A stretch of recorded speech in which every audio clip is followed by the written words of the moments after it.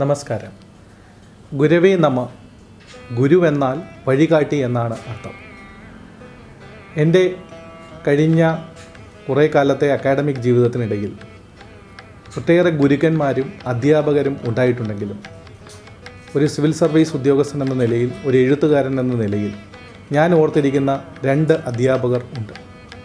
ഇതിലൊരു അധ്യാപകൻ എന്നെ ക്ലാസ് മുറിയുടെ അവസാന ബെഞ്ചിൽ നിന്ന് ആദ്യ ബെഞ്ചിലേക്ക് കൊണ്ടിരുത്തിയ ഒരു അധ്യാപകനാണ്.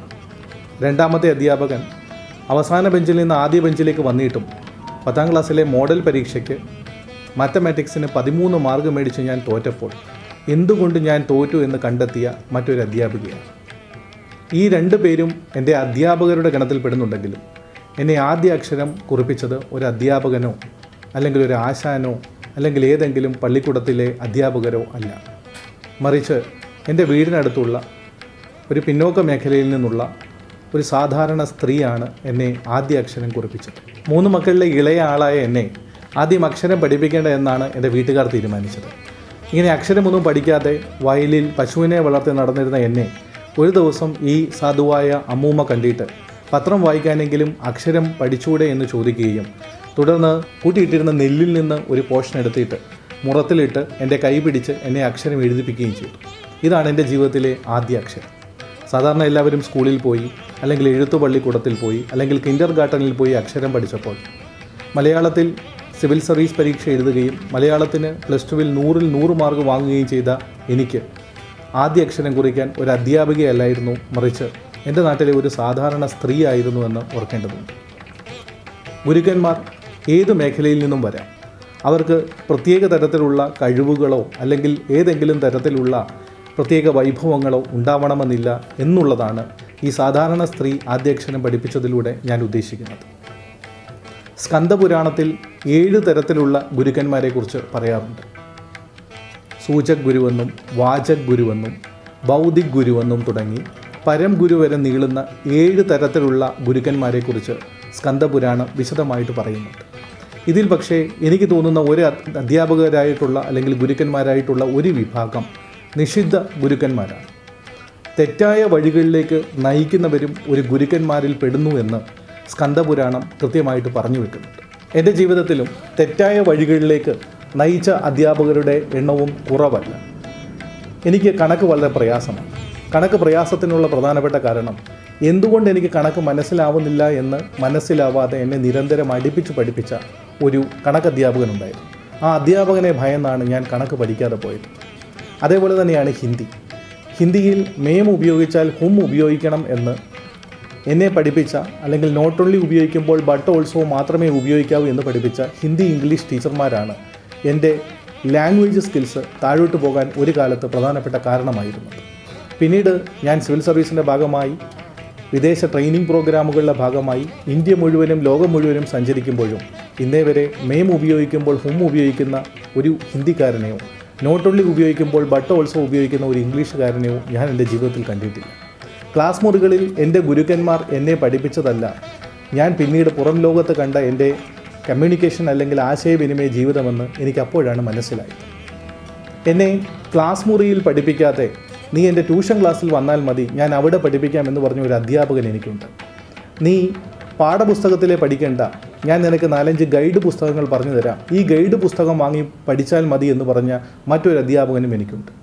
എല്ലാ അധ്യാപകരും ഏറ്റവും മികച്ച അധ്യാപകരെന്ന് നമ്മൾ വാഴ്ത്താറുണ്ടെങ്കിലും അധ്യാപകരിലും ഇത്തരത്തിലുള്ള ചില നാണയങ്ങൾ ഉണ്ട് എന്ന് പുതിയ കാലത്തെ കൂട്ടുകാർ തിരിച്ചറിയണം.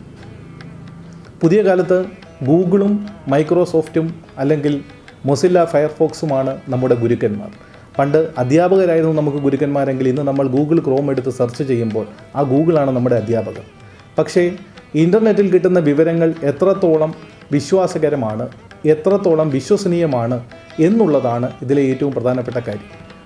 ഇതും നിഷിദ്ധ ഗുരു എന്ന ഗണത്തിൽപ്പെടുമെന്നാണ് ഞാൻ ഉറച്ചു വിശ്വസിക്കുന്നത്. ഇനി ഗുരുവിനെ എങ്ങനെ കണ്ടെത്തും? ഗുരുവിനെ കണ്ടെത്തുക എന്നുള്ളതാണ് ഏറ്റവും പ്രധാനപ്പെട്ട കാര്യം. ഈ ഗുരു എവിടെയാണ് ഇരിക്കുന്നത്? ഈ ഗുരു ഉള്ളിൽ തന്നെ ഇരിക്കുന്നു എന്നാണ് ഛാന്തോക്യ ഉപനിഷത്ത് പറയുന്നത്. ഛാന്തോക്യ ഉപനിഷത്തിൽ തത്വമസി എന്നൊരു വാക്കുണ്ട്. അതായത് അത് നീ തന്നെയാവുന്നു എന്നാണ് പറയുക. അങ്ങനെയാണെങ്കിൽ നിങ്ങളൊരു തെറ്റ് ചെയ്താൽ അതിൻ്റെ ഉത്തരവാദിത്വം നിങ്ങൾക്കാണെങ്കിൽ, നിങ്ങളെ പഠിപ്പിച്ചു തന്ന ഗുരുവിനല്ലെങ്കിൽ നിങ്ങൾ തനിയെ കണ്ടെത്തുന്ന ഗുരു അല്ലെങ്കിൽ നിങ്ങൾ ഗുരുവായി മാറുന്ന മൊമെൻറ്റിൽ അതിൻ്റെ ഉത്തരവാദിത്വവും നിങ്ങളുടെ കൈകളിൽ തന്നെയാണ് ചെന്ന് ചേരുക. സ്വാഭാവികമായിട്ടും അത് നീ തന്നെയാവുന്നു എന്ന വാക്യത്തെ നമ്മൾ മുൻകൂട്ടി എടുത്താൽ തത്വമസി അല്ലെങ്കിൽ നിങ്ങളുടെ ഗുരു നിങ്ങൾ തന്നെയാണ് ഭൂരിപക്ഷ സമയത്തും ആവുക.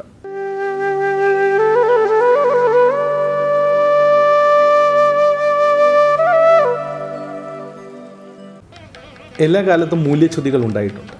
അധ്യാപകർക്കിടയിലും അവർ പഠിപ്പിക്കുന്ന കൂട്ടുകാർക്കിടയിലും മൂല്യച്യുതികൾ ഉണ്ടായിട്ടുണ്ട്. അങ്ങനെ മൂല്യച്യുതികൾ ഉണ്ടാകുമ്പോൾ നമ്മൾ പലപ്പോഴും പഴിക്കാറുണ്ട്, നമ്മുടെ തലമുറ വഴിതെറ്റിപ്പോകുന്നു, തലമുറ വലിയ തോതിൽ ടെക്നോളജിയിലേക്കും ഇൻസ്റ്റഗ്രാമിലേക്കും ഫേസ്ബുക്കിലേക്കുമൊക്കെ മാറിപ്പോകുന്നു, അവർ വായിക്കുന്നില്ല, അവർ പഠിക്കുന്നില്ല, അവർ കാര്യങ്ങൾ മനസ്സിലാക്കുന്നില്ല. എല്ലാ തലമുറകളും അവർക്ക് പിന്നീട് വരുന്ന തലമുറകളെ പഴിക്കാറുണ്ട്. എനിക്ക് മുമ്പുണ്ടായിരുന്ന തലമുറ എന്നെയും പഴിച്ചിരുന്നു. ഒരുപക്ഷെ 10ാം ക്ലാസ് കഴിഞ്ഞപ്പോൾ +1 എനിക്ക് ഉയർന്ന മാർക്ക് ഉണ്ടായിരുന്നിട്ടും എനിക്ക് എടുക്കാൻ ആഗ്രഹമുണ്ടായിരുന്ന വിഷയം ഹ്യൂമാനിറ്റീസാണ്. ഞാൻ ഹ്യൂമാനിറ്റീസ് ഓപ്ഷൻ ഫില്ല് ചെയ്ത് ഞാൻ പഠിച്ച അതേ സ്കൂളിൽ ചെല്ലുമ്പോൾ എൻ്റെ ക്ലാസ് അധ്യാപിക എന്നോട് പറഞ്ഞത്, ഇവനെ നീ ഒരിക്കലും ഹ്യൂമാനിറ്റീസ് എടുക്കരുത്, സയൻസ് എടുക്കണമെന്നാണ്. അതിനൊരു പ്രധാനപ്പെട്ട കാരണം അന്ന് BSc നേഴ്സിംഗ് ഞങ്ങളുടെ നാട്ടിലെ ഏറ്റവും വ്യാപകമായൊരു മേഖലയായിരുന്നു. അന്ന് എൻ്റെ ക്ലാസ്സിലെ എല്ലാവരും ഏകദേശം 50 പേരിൽ 49 പേരും BSc നേഴ്സിംഗ് കിട്ടി വിദേശത്ത് പോയി ഉയർന്ന ശമ്പളം വാങ്ങി ജീവിക്കണമെന്ന് ആഗ്രഹിച്ചപ്പോൾ ഉയർന്ന മാർക്ക് മേടിച്ച ഞാൻ മാത്രമാണ് എനിക്ക് ഹ്യൂമാനിറ്റീസ് എടുത്ത് സിവിൽ സർവീസ് പരീക്ഷ എഴുതി ഗവൺമെൻറ്റിലെ ഒരു ഉയർന്ന പോസ്റ്റിൻ്റെ ഭാഗമാവണമെന്ന് മനസ്സിലുള്ള ആഗ്രഹം ടീച്ചറിനോട് പറഞ്ഞത്. അപ്പോൾ ടീച്ചർ എന്നോട് ചോദിച്ചത്, എന്തിനാണ് സിവിൽ സർവീസ് ആവുന്നത്? നിനക്ക് BSc നേഴ്സിംഗ് പഠിച്ചതിന് ശേഷം വിദേശത്ത് പോയി ഉയർന്ന ശമ്പളം വാങ്ങി നല്ല രീതിയിൽ ജീവിച്ചുകൂടെ? ബാക്കിയുള്ള 49 പേരെയും നോക്കൂ. നീ മാത്രം എന്തിനാണ് വ്യത്യസ്തമായിട്ട് ചിന്തിക്കുന്നത്? വ്യത്യസ്തമായിട്ട് ചിന്തിക്കുന്നവരെ അല്ലെങ്കിൽ വ്യത്യസ്തമായിട്ട് തീരുമാനങ്ങൾ എടുക്കുന്നവരെ പലപ്പോഴും അധ്യാപകർ അവരുടെ സ്റ്റീരിയോ ടൈപ്പുകളിലേക്ക് അവരുടേതായ രീതികളിലേക്ക് കൊണ്ടുവരാൻ ശ്രമിക്കാറുണ്ട്. ഞാൻ ഈ അടുത്ത കാലത്ത് എൻ്റെ കൂടെ പഠിച്ച 49 പേരുടെയും ബാക്ക്ഗ്രൗണ്ടുകൾ, അവരുടെ പശ്ചാത്തലം പരിശോധിച്ചു. ഇന്ന് ഒരുപക്ഷെ എനിക്ക് സിവിൽ സർവീസ് കിട്ടിയിട്ടുണ്ടെങ്കിലും അവരിൽ പലരും വിദേശത്ത് കഷ്ടപ്പെടുന്നു, തിരിച്ചു വന്ന നാട്ടിൽ കഷ്ടപ്പെടുന്നു. അപ്പോൾ അധ്യാപകൻ നൽകിയ മാർഗനിർദ്ദേശം കാലാതിവൃത്തിയായിട്ടുള്ള അല്ലെങ്കിൽ കാലത്തിനനുസരിച്ചുള്ള കാലത്തെ മറികടക്കുന്ന ഒന്നായിരുന്നില്ല എന്നുള്ളതാണ് ഏറ്റവും പ്രധാനപ്പെട്ട കാര്യം. ഇങ്ങനെ ദീർഘവീക്ഷണമില്ലാത്ത അധ്യാപകർ ഈ പുതിയ കാലത്തും മോട്ടിവേഷണൽ ഗുരുക്കന്മാരായി നമുക്കിടയിലുണ്ട്.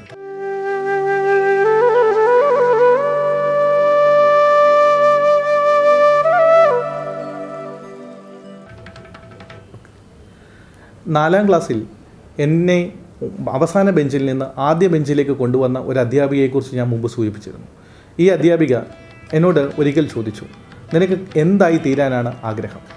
അന്ന് ഒരു പ്രൈമറി സ്കൂൾ വിദ്യാർത്ഥി, പ്രത്യേകിച്ചും ഒരു നാട്ടിൻപുറത്തുകാരനായ വിദ്യാർത്ഥി, മലയാളം മീഡിയത്തിൽ ഗവൺമെൻറ് സ്കൂളിൽ പഠിച്ചൊരു വിദ്യാർത്ഥി എന്ന നിലയിൽ എനിക്കാവാൻ ആഗ്രഹമുണ്ടായിരുന്ന വലിയ പോസ്റ്റ് ഒരു മൈക്ക് സെറ്റുകാരനായിരുന്നു. ഞങ്ങളുടെ നാട്ടിൽ ആദ്യം സിനിമാ ഗാനങ്ങൾ കൊണ്ടുവരുന്നത് മൈക്ക് സെറ്റുകാരനാണ്. അയാൾ അതേപോലെ വലിയ കോളാമ്പി മൈക്കുകൾ പിടിപ്പിക്കുന്നു, വലിയ ടെക്നിക്കലായിട്ടുള്ള മിക്സർ അയാൾ ഉപയോഗിക്കുന്നു, അതേപോലെ തന്നെ പുതിയ പുതിയ പാട്ടുകൾ ആംപ്ലിഫയറിലൂടെ പുറത്തേക്ക് കൊണ്ടുവരുന്നു. ഇതൊക്കെ കാണുമ്പോൾ ഞങ്ങൾ കൊച്ചുകുട്ടികൾക്ക് ഒരു മൈക്ക് സെറ്റുകാരനാവണമെന്നായിരുന്നു വലിയ ആഗ്രഹം. അപ്പോൾ ഞാൻ ടീച്ചറോട് പറഞ്ഞു, ടീച്ചർ എനിക്കൊരു മൈക്ക് സെറ്റുകാരനാവണം. അപ്പോൾ എന്നോട് ടീച്ചർ പറഞ്ഞു, എടാ ലിബിന് ഇതൊക്കെ ആർക്കും ആവാൻ കഴിയും, നീ ഇതിനേക്കാളും വലിയൊരാഗ്രഹം പറ. അപ്പോൾ എൻ്റെ മനസ്സിൽ 4ാം ക്ലാസ്സിൽ എൻ്റെ പ്രൈമറി സ്കൂളിൻ്റെ വരാന്തയിൽ ഞാൻ നിൽക്കുമ്പോൾ അന്നത്തെ ജില്ലാ കളക്ടറുടെ കാർ ഒരു നീല ബീക്കൺ ലൈറ്റ് വെച്ച് പൊടി പറത്തി പോലീസ് എസ്കോർട്ടോടു കൂടി പാഞ്ഞു പോകുന്നതുണ്ട്.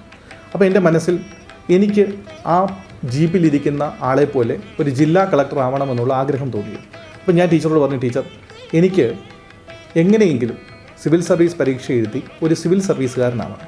അപ്പോൾ എൻ്റെ ടീച്ചർ പറഞ്ഞു, നീ ഇങ്ങനെയൊക്കെ വലിയ കാര്യങ്ങൾ ആലോചിക്കാതെ നിൻ്റെ നിലവാരത്തിലുള്ള നിൻ്റെ നിലയിലും വിലയിലുമുള്ള ചെറിയ സ്വപ്നങ്ങൾ കാണും. അപ്പോൾ എൻ്റെ അടുത്ത ആഗ്രഹം പത്രത്തിൽ വാർത്തകൾ എഴുതുന്ന ഒരു പത്രപ്രവർത്തകനാണ്. അപ്പോൾ ഞാൻ ടീച്ചറോട് പറഞ്ഞു, ശരി ടീച്ചർ പറഞ്ഞതുപോലെ ഞാൻ സിവിൽ സർവീസുകാരനാവുന്നില്ല, പക്ഷേ എനിക്കൊരു പത്രപ്രവർത്തകനാവണം. ടീച്ചർ തന്നെ തീരുമാനിച്ചു, ശരി, അതത്ര മുകളിലുമല്ല അതത്ര താഴെയുമല്ല, നിൻ്റെ നിലവാരത്തിൽ ചേർന്ന ഒരു ഡ്രീമാണ് നിൻ്റെ മനസ്സിലുള്ളത്. പിന്നീട് വർഷങ്ങൾക്ക് ശേഷം എനിക്ക് സിവിൽ സർവീസ് കിട്ടിയപ്പോൾ ഇതേ അധ്യാപിക എന്നെ വിളിച്ചിട്ട്, ഞാനാണ് നിന്നെ സിവിൽ സർവീസിലേക്ക് പ്രചോദനം നൽകിയത് എന്ന് നീ പറഞ്ഞില്ലല്ലോ എന്ന് എന്നോട് പറയുകയുണ്ടായി. ഞാൻ ആലോചിക്കുന്നത്, ഞാൻ ആദ്യ സമയത്ത് സൂചിപ്പിച്ച എൻ്റെ 2 അധ്യാപകരുണ്ട്. അവസാന ബെഞ്ചിൽ നിന്ന് ആദ്യ ബെഞ്ചിലേക്ക് കൊണ്ടുവരികയും എന്നോട് ജീവിതത്തിൽ എന്തായി തീരണമെന്ന് ചോദിക്കുകയും ചെയ്ത അധ്യാപികയും, അതോടൊപ്പം 10ാം ക്ലാസ്സിൽ മാത്തമാറ്റിക്സിന് മാർക്ക് കുറഞ്ഞ് ഞാൻ തോറ്റിരുന്ന സമയത്ത് എങ്ങനെ ഇതിൽ നിന്ന് പുറത്തു കടക്കണമെന്ന് എന്നെ പഠിപ്പിച്ച ഒരു അധ്യാപികയുണ്ട്. പക്ഷേ ഈ അധ്യാപിക ഒരിക്കൽ പോലും അവരാണ് എനിക്ക് ഈ നന്മ ചെയ്തത് അല്ലെങ്കിൽ എനിക്ക് വഴികാട്ടിയായത് എന്ന് എവിടെയും സൂചിപ്പിച്ചതായി കണ്ടില്ല. പലപ്പോഴും ക്രെഡിറ്റ് എടുക്കാൻ അധ്യാപകർ മത്സരിക്കുന്ന ഒരു കാലമാണ് ഇന്ന്. ഇന്നത്തെ അധ്യാപകരാണെങ്കിൽ ഞാനാണ് ഈ കുട്ടിയെ വഴികാട്ടിയത് എന്ന് കരുതി ഫേസ്ബുക്കിൽ പോസ്റ്റ് ഇടുകയോ അല്ലെങ്കിൽ ഇൻസ്റ്റഗ്രാമിൽ റീൽ ചെയ്യാനുള്ള മത്സരത്തിലോ പങ്കെടുക്കുന്ന അധ്യാപകരുടെ എണ്ണം പുതിയ കാലത്ത് കൂടുതലാണ്. പഴയ കാലത്തെ അധ്യാപകരാവട്ടെ ഞാനാണ് ഈ കുട്ടിക്ക് ഇങ്ങനെ ഒരു മാർഗ്ഗനിർദ്ദേശം കൊടുത്തത് അല്ലെങ്കിൽ ഞാനാണ് ഈ കുട്ടിക്ക് വഴികാട്ടിയായതെന്ന് പറയാതെ അതിൻ്റെ ക്രെഡിറ്റ് എടുക്കാതെ മൗനികളായിട്ടിരിക്കുന്ന ഗുരുക്കന്മാരായിരുന്നു. പുതിയ കാലത്ത് ഞാനാണ് ഇവൻ്റെ ഗുരു എന്ന് ശിഷ്യനേക്കാൾ വലിയ ആളായിത്തീരുന്ന ഗുരുക്കന്മാരുടെ കാലത്താണ് ഗുരവേ നമ എന്ന് നമുക്ക് വീണ്ടും വീണ്ടും പറയേണ്ടി വരുന്നത്.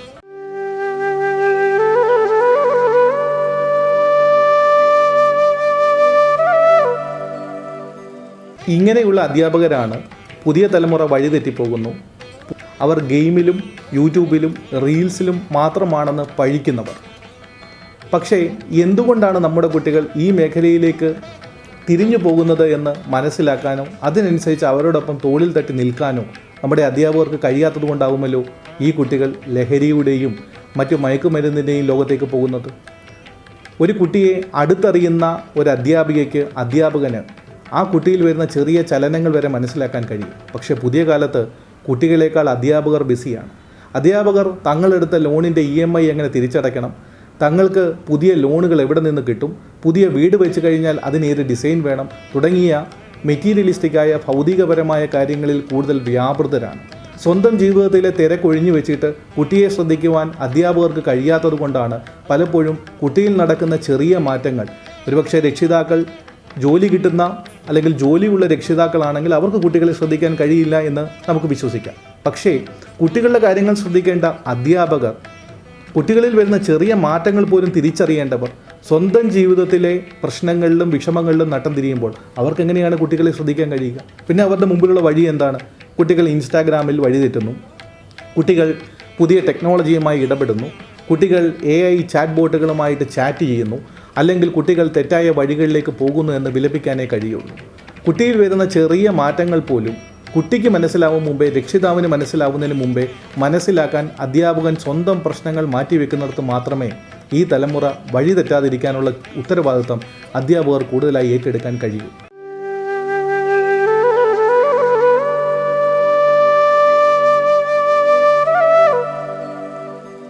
കുട്ടികൾക്കൊപ്പം റീൽസ് ചെയ്തതുകൊണ്ടോ കുട്ടികൾക്കൊപ്പം ഡാൻസ് കളിച്ചതുകൊണ്ടോ സ്കൂൾ ആനുവൽ ഡേക്ക് കുട്ടികൾക്കൊപ്പം പാട്ട് പാടിയതുകൊണ്ടോ ഒരു കുട്ടിയും ഒരു അധ്യാപകൻ്റെ സുഹൃത്തുക്കളായി തീരുന്നില്ല. ഒരു അധ്യാപകനും ഒരു കുട്ടിയെ മനസ്സിലാക്കുന്നുമില്ല. പണ്ട് തലമുറയിലുള്ള അധ്യാപകർ ഇങ്ങനെ കുട്ടികൾക്കൊപ്പം റീൽസ് ചെയ്തതുകൊണ്ടോ അവർക്കൊപ്പം ഡാൻസ് കളിച്ചതുകൊണ്ടോ അവരെ ഫ്ലാഷ് മോബിന് ഒരുമിച്ചിറക്കിയതുകൊണ്ടോ ഒന്നുമല്ല അവരുടെ സ്വഭാവ രൂപീകരണത്തിൽ പങ്കാളികളായിരുന്നത്.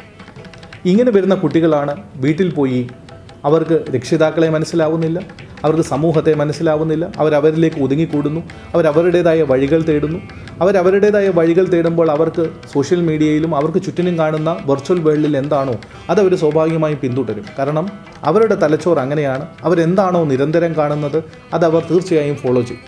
ഉദാഹരണത്തിന് ഒരാൾ ഇൻസ്റ്റാഗ്രാം റീൽ തുടർച്ചയായിട്ട് കാണുകയാണെങ്കിൽ, ഒരു സ്നാപ്ചാറ്റിൽ സ്ഥിരമായി സ്നാപ്പുകൾ ഇടുന്ന ഒരാളാണെങ്കിൽ, ഒരു ഫേസ്ബുക്കിൽ നിരന്തരമായി പോസ്റ്റ് അപ്ഡേറ്റുകൾ ഇടുന്ന ആളാണെങ്കിൽ അയാളുടെ ബ്രെയിൻ ആ രീതിയിൽ ചിന്തിക്കുകയുള്ളൂ. ഹ്യൂമൻ ബ്രെയിൻ അങ്ങനെയാണ് ചെയ്തു വെച്ചിരിക്കുന്നത്. അതേസമയം അധ്യാപകർക്ക് കുട്ടികളോടൊപ്പം നിരന്തരം ഇൻട്രാക്ട് ചെയ്യാൻ പറ്റുന്ന സമയം അധ്യാപകർ സ്വയം കണ്ടെത്തുകയാണെങ്കിൽ, അവർക്ക് അവരുടെ തിരക്കുകൾ മാറ്റിവെക്കാൻ കഴിയുകയാണെങ്കിൽ ഈ വിദ്യാർത്ഥികൾ നാളെ സമൂഹത്തിലേക്ക് ഇറങ്ങുമ്പോൾ സമൂഹത്തിലെ ഉത്തമ പൗരന്മാരായി മാറും. ഇവിടെ കുട്ടികളെക്കാൾ കൂടുതൽ അധ്യാപകർ റീൽസ് ഇടുന്ന തിരക്കിലാണ്. കുട്ടികളെക്കാൾ കൂടുതൽ സോഷ്യൽ മീഡിയയിലെ ചർച്ചകളിൽ അധ്യാപകരാണ് പങ്കാളികൾ. അധ്യാപകരാണ് കുട്ടികളെക്കാൾ കൂടുതൽ ബിസിയാവുന്നത്. ഇത്തരത്തിലുള്ള തിരക്കായ ജീവിതത്തിൽ നിന്ന് മാറി കുട്ടികളിലേക്ക് എന്ന് അധ്യാപകർ ശ്രദ്ധിക്കുന്നുവോ അന്നാണ് അവർക്ക് കുട്ടികളെ വഴക്ക് പറയുവാനും ശാസിക്കുവാനുമുള്ള അധികാരം തിരികെ കിട്ടുന്നത്. അതുവരെ വിലപിക്കാനുള്ള അവകാശം മാത്രമേ അധ്യാപകർക്ക് കിട്ടുകയുള്ളൂ. ഇങ്ങനെ വളർന്നു വരുന്ന കുട്ടികൾ അധ്യാപകരോടും രക്ഷിതാക്കളോടും സ്വന്തം സമൂഹത്തോടും ബാധ്യതയില്ലാതെ അവർ സ്വാഭാവികമായും വിദേശത്തേക്ക് പോകും. കാരണം അവർ കണ്ടുവരുന്ന പാറ്റേൺ അങ്ങനെയാണ്. എൻ്റെ ക്ലാസ്സിലെ 49 പേരും BSc നേഴ്സുമാരായതുപോലെയാണ് ഇന്ന് കോളേജുകളിൽ പഠിക്കുന്ന അല്ലെങ്കിൽ +1 +2 പഠിക്കുന്ന കുട്ടികൾ വിദേശത്തേക്ക് ചേക്കേറുന്നത്. ഈ ട്രെൻഡും പിന്നീട് റിവേഴ്സ് മൈഗ്രേഷനിലേക്ക് പോകുമെന്നുള്ള കാര്യത്തിൽ യാതൊരു തർക്കവുമില്ല. വിദേശ രാജ്യങ്ങളിൽ നമ്മുടെ കുട്ടികൾ അധികമായി ചെന്ന് ആ കുട്ടികൾ തിരിച്ചു വരുന്ന ഒരു കാലം വിദൂരമല്ല. ഒരു കാലത്ത് മെഡിസിനും എഞ്ചിനീയറിങ്ങിനും പുറകെയായിരുന്നു ഇത്തരത്തിലുള്ള ഓട്ടമെങ്കിൽ ഇനിയുള്ള കാലത്ത് റിവേഴ്സ് മൈഗ്രേഷൻ ആയിരിക്കും നാം നേരിടാൻ പോകുന്ന ഏറ്റവും വലിയ പ്രശ്നം. ഇതിനെ നമ്മുടെ അധ്യാപകർക്ക് മനസ്സിലായിട്ടുണ്ടോ? ഒരിക്കലുമില്ല. ഇങ്ങനെ വരുന്ന അധ്യാപകരും രക്ഷിതാക്കളും അവർ പിന്നീട് സ്വയം ഓർഫനേജുകൾ ക്രിയേറ്റ് ചെയ്യുന്നു, അല്ലെങ്കിൽ വീടുകളിൽ അവർ വൃദ്ധാലയങ്ങൾ അല്ലെങ്കിൽ വൃദ്ധസദനങ്ങൾ സ്വയം ക്രിയേറ്റ് ചെയ്യുകയാണ്.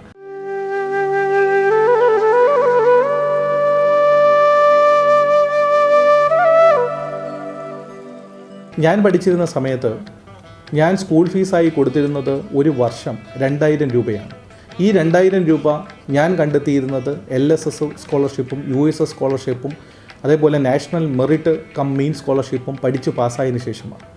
അന്ന് എൻ്റെ ചിലവുകൾ, പ്രത്യേകിച്ചും പോക്കറ്റ് മണി, ഞാൻ കണ്ടെത്തിയിരുന്നത് മത്സരങ്ങൾക്ക് പോയി ആ മത്സരങ്ങളിൽ കിട്ടുന്ന സമ്മാന തുകകൾ കൊണ്ടാണ്. ഡിഗ്രി വിദ്യാഭ്യാസം ഞാൻ പൂർത്തിയാക്കിയത് പാർട്ട് ടൈം ജോലിക്ക് പോയി അവിടെ നിന്ന് കിട്ടുന്ന വരുമാനം കൊണ്ടാണ്. ഇന്ന് മക്കളെ പഠിപ്പിച്ച് കടബാധ്യതയുള്ള രക്ഷിതാക്കളുടെ എണ്ണം നമ്മുടെ നാട്ടിൽ കൂടി വരികയാണ്. പലപ്പോഴും മക്കളെ എങ്ങനെ മറുകര കടത്തുവാൻ വേണ്ടി ജീവിതകാലം മുഴുവൻ, അതും ഈ കടം ഏറ്റുവാങ്ങുന്നത് ചെറിയ പ്രായത്തിലല്ല, മധ്യവയസ്സിലാണെന്ന് ആലോചിക്കുക. അവരുടെ ജീവിതത്തിൻ്റെ അവസാന കാലഘട്ടത്തിലാണ് ഇത്രയും വലിയ സാമ്പത്തിക കടബാധ്യതയിലേക്ക് രക്ഷിതാക്കൾ അവരറിയാതെ സ്വന്തം മക്കളോടുള്ള സ്നേഹം കൊണ്ട് ചെന്നു വീഴുന്നത്. എന്താണ് മക്കൾക്ക് യഥാർത്ഥത്തിൽ വേണ്ടത്? ചുറ്റിനുമുള്ള ആളുകളെല്ലാം വിദേശത്തേക്ക് പോകുന്നു, ചുറ്റിനുമുള്ള ആളുകളെല്ലാം മറുനാട്ടിൽ പോയി കോഴ്സ് പഠിക്കുന്നു, ജോലി ചെയ്യുന്നു, പാർട്ട് ടൈം ജോലി മേടിക്കുന്നു എന്നുള്ളത് കൊണ്ട് ഇത്രയും വലിയ കടബാധ്യത, ഉയർന്ന സാമ്പത്തിക സൗകര്യമുള്ളവർ കടബാധ്യത എടുത്തു കഴിഞ്ഞാൽ അവർക്ക് അത് തിരിച്ചടയ്ക്കാൻ കഴിയും. പക്ഷേ മിഡിൽ ക്ലാസ്സും ലോവർ ക്ലാസ്സിലുമുള്ള രക്ഷിതാക്കൾ കൂടി ആലോചിക്കേണ്ട കാര്യമാണ് ഈ കടബാധ്യത പിന്നീട് ആരടച്ചു തീർക്കും. കാരണം പുതിയ കാലത്തെ കുട്ടികൾക്ക് ഇത്തരത്തിലുള്ള കടബാധ്യതകളിൽ താല്പര്യമില്ല. കടം തിരിച്ചടയ്ക്കുന്നതിൽ പഴയ തലമുറയെപ്പോലെ പുതിയ തലമുറയ്ക്ക് വലിയ താല്പര്യമില്ല. ജോലി കിട്ടിക്കഴിഞ്ഞാൽ യാത്രകൾ പോകാനോ പാർട്ടിയിൽ പോകാനോ അല്ലെങ്കിൽ മ്യൂച്വൽ ഫണ്ടിൽ ഇൻവെസ്റ്റ് ചെയ്യാനോ താല്പര്യമുള്ള കുട്ടികൾ എങ്ങനെയാണ് രക്ഷിതാക്കളുടെ കടം അവർ അടച്ചു തീർക്കുക? അത് പലപ്പോഴും രക്ഷിതാക്കളുടെ ചുമതലയാണ് എന്നാണ് കുട്ടികൾ ധരിച്ചു വച്ചിരിക്കുന്നത്. മറിച്ച് ഈ കടം ഞാൻ നിനക്ക് വേണ്ടി എടുത്തതാണ്, ഈ കടം അടച്ചു തീർക്കേണ്ടത് നിൻ്റെ കൂടി ഉത്തരവാദിത്തമാണ് എന്ന ബോധ്യത്തോടെയാവണം നമ്മൾ കുട്ടികളെ ഉയർന്ന വിദ്യാഭ്യാസത്തിന് വേണ്ടി കടം വാങ്ങുവാൻ വേണ്ടി പ്രേരിപ്പിക്കുമ്പോൾ അവർക്ക് മനസ്സിലാക്കി കൊടുക്കേണ്ടത്.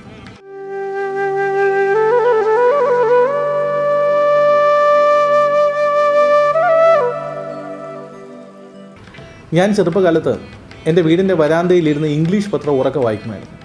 അതും ഒരു ഡിക്ഷണറി വെച്ചിട്ട് വാക്കുകൾ നോക്കി ഇംഗ്ലീഷ് പത്രം ശ്രമകരമായിട്ട് വായിക്കുന്ന കാലത്ത് എൻ്റെ വീടിനരികിലുള്ള വഴിയിലൂടെ വയലിലേക്ക് പോകുന്ന ആളുകൾ ഇവൻ എന്തിനാണ് ഇങ്ങനെ ഇംഗ്ലീഷ് പത്രമൊക്കെ വായിക്കുന്നത് എന്ന് ചോദിക്കാറുണ്ടായിരുന്നു. ഇവൻ വല്ല സിവിൽ സർവീസുകാരനാകുമോ എന്ന് ആളുകൾ കളിയാക്കി ചോദിക്കുമായിരുന്നു. പിന്നീട് വർഷങ്ങൾക്ക് ശേഷം ഞാൻ കഠിനാധ്വാനം ചെയ്ത് സിവിൽ സർവീസിൽ എത്തിയ സമയത്ത് ഇതേ ആളുകൾ തന്നെ പിന്നീട് പറഞ്ഞിട്ടുണ്ട്, ഈ കുട്ടി ഭയങ്കര കഠിനാധ്വാനിയായിരുന്നു, ചെറുപ്പകാലത്ത് ഇംഗ്ലീഷ് പത്രം വായിക്കുമായിരുന്നു എന്ന്. നിങ്ങൾ ഇറങ്ങിത്തിരിക്കുന്ന ലക്ഷ്യം അത് നിങ്ങളുടെ ലക്ഷ്യം മാത്രമാണ്. നിങ്ങൾ അത്തരം ലക്ഷ്യത്തിന് പോകുമ്പോൾ ബാക്കിയുള്ളവരെല്ലാം ഉറങ്ങുകയായിരിക്കും. അവർ ഉറങ്ങുമ്പോൾ നിങ്ങൾ ഉറങ്ങാതെ ഇരിക്കുന്നത് കൊണ്ടാണ് നിങ്ങൾക്ക് വലിയ ലക്ഷ്യങ്ങൾ കിട്ടുകയും നിങ്ങൾ മുന്നോട്ട് പോവുകയും ചെയ്യുന്നത്. അതേസമയം ഒരിക്കൽ നിങ്ങളെ വിമർശിച്ചവർ പിൽക്കാലത്ത് നിങ്ങളുടെ പിന്തുണ തേടി അല്ലെങ്കിൽ നിങ്ങളെ സപ്പോർട്ട് ചെയ്യുന്നതുകൊണ്ട് അവരുടെ തീരുമാനം മാറ്റിയത് നിങ്ങളുടെ വിജയം കൊണ്ട് മാത്രമാണ് എന്ന് ആലോചിക്കുക. എന്നാൽ ഇന്നത്തെ പേരൻസും അധ്യാപകരും പുതിയ ന്യൂ ജനറേഷൻ അല്ലെങ്കിൽ ആൽഫ ജനറേഷനോടൊപ്പം നിൽക്കുമ്പോൾ അവർക്കറിയാവുന്ന എത്രത്തോളം ടെക്നോളജി, അവർക്കറിയാവുന്ന എത്രത്തോളം മൊബൈൽ ആപ്ലിക്കേഷൻ അറിയാമെന്ന് നമ്മൾ ചോദിച്ചു നോക്കേണ്ടതുണ്ട്. പലപ്പോഴും ടെക്നോളജി ഉപയോഗിക്കാൻ അറിയാവുന്ന കുട്ടികളുടെ 4/1 പോലും നമ്മുടെ പേരൻസിന് അറിയില്ല എന്നുള്ളതാണ് ഏറ്റവും പ്രധാനപ്പെട്ട കാര്യം. അതുകൊണ്ട് തന്നെ അധ്യാപകനും രക്ഷിതാവിനും അറിയാവുന്നതിനേക്കാൾ കൂടുതൽ ട്രിക്കുകൾ കുട്ടികൾക്ക് അറിയാവുന്നത് കൊണ്ട് തന്നെ എളുപ്പത്തിൽ ബുദ്ധിപരമായ വളർച്ച അടുത്ത ജനറേഷന് കൂടുതലാണ് എന്നുള്ളത് കൊണ്ട് പറ്റിക്കപ്പെടാനുള്ള സാധ്യത വളരെ കൂടുതലാണ്. അതുകൊണ്ട് ഈ തലമുറയുടെ സ്കിൽസ് അധ്യാപകരും രക്ഷിതാക്കളും ഒരേപോലെ കോമ്പീറ്റൻ്റായിട്ട് നേടിയാൽ മാത്രമേ അവർക്ക് ഗുരവേ നമ എന്ന് അവകാശപ്പെടാൻ കഴിയൂ.